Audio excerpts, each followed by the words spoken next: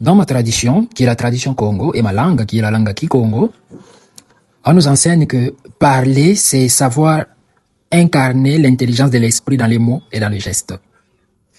Ainsi, la parole a toujours été précédée par une inspiration, accompagnée par une force, la force vitale de Kindoki. Elle a toujours été suivie d'une concentration. Elle a toujours été chantée, c'est-à-dire, quand vous regardez le Kikongo, quand on parle du Kikongo, c'est comme si on parle en rythme mélodique. C'est comme si on chantait. Elle a toujours eu toujours cette forme de mouvement qui se suivent lorsque l'on parle. Quand vous regardez le vrai Bakongo, quand tu le parles, il ne manque pas de gestes de gauche à droite. Pourquoi? Parce que ça fait partie de l'amplification de nos mots.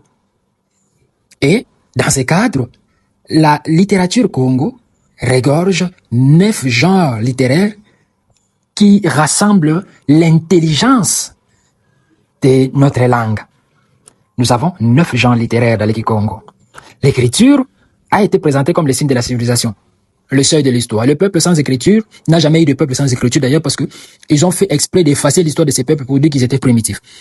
Donc, le peuple qui nous ont été présentés sans écriture, mais qui, dans la réalité, avaient leur écriture, ont été relégués dans la préhistoire, soit disant dans la préhistoire, il n'y avait rien, dans l'enfance de l'humanité.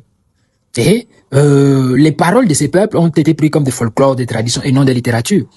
Alors que dans les mots de ce peuple, on retrouve une intelligence qu'on ne retrouve pas dans les langues soi-disant des peuples civilisés, qui portent des langues mortes, des langues qui ne font qu'emprunter les mots dans d'autres langues pour survivre. Oh, on va dire que non, ce sont des langues intelligentes. Alors, le Bas-Congo eurent développé une classification raffinée de leur genre littéraire. L'ancêtre Issa Noussi, c'est lui qui avait fait les dernières retouches, l'avant-dernière retouche de la langue Kikongo, parce qu'on savait que l'hécatombe allait arriver. Alors, il fallait retirer certaines constructions plus intelligentes de la langue Kikongo pour ne pas permettre que nos secrets soient aux yeux des oppresseurs. Parce qu'on savait qu'on allait avoir aussi des frères traîtres qui allaient vendre nos connaissances. Alors, on a pris tous les mots scientifiques, tous les mots énergétiques dans la politique et dans la spiritualité. On a caché, puis on a laissé que des mots simples, faciles à manipuler, comme ça. C'est les Bakongo avaient développé une classification raffinée de 9 genres littéraires. 9 formes de paroles, 9 manières de dire le monde. Cette langue est merveilleuse. Et chaque genre a sa fonction, son style, son registre. Ensemble, ils forment un système cohérent, une architecture de la parole. Et cette classification, ce n'est pas un inventaire arbitraire, mais c'est les reflets d'une vision du monde. Et puis on va dire que notre peuple, c'était un peuple primitif. Mais non. Cette classification dit que la parole n'est pas une, et qu'elle a plusieurs visages, plusieurs usages et plusieurs pouvoirs. Elle dit qu'il y a un temps pour le proverbe, un temps pour les contes, un temps pour les chants, un temps pour les complètes. Kinkanga. Momakanga tunakwenda dilanga, et mubinkanga tu dilanga kota tanzambi, c'est que l'Occident a copié dans la Bible en parlant de lamentation. C'est l'une des 9 genres littéraires de notre langue Kikongo.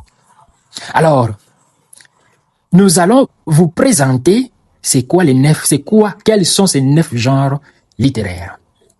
Nous avons les 9 qui sont regroupés dans 3 grands groupes. Nous avons premièrement le genre fondateur, dans lequel on retrouve le ngana, donc les proverbes, les binkutu, les devinettes, et les binginga, les maximes. Le deuxième groupe, c'est le genre narratif. Dans les genres narratifs, on retrouve les nkanu, les contes, les ntuna, les fables, les mianda, les mythes, la mythologie.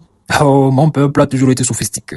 Et puis le dernier groupe, les genres poétiques, on a les niemo, ou les nkunga, donc les chants. Et du mot niemo, les lingala a emprunté pour créer nzembo, la chanson. Et puis nous avons les nkumba, qui sont des panégyriques, les loges des grands, des louanges.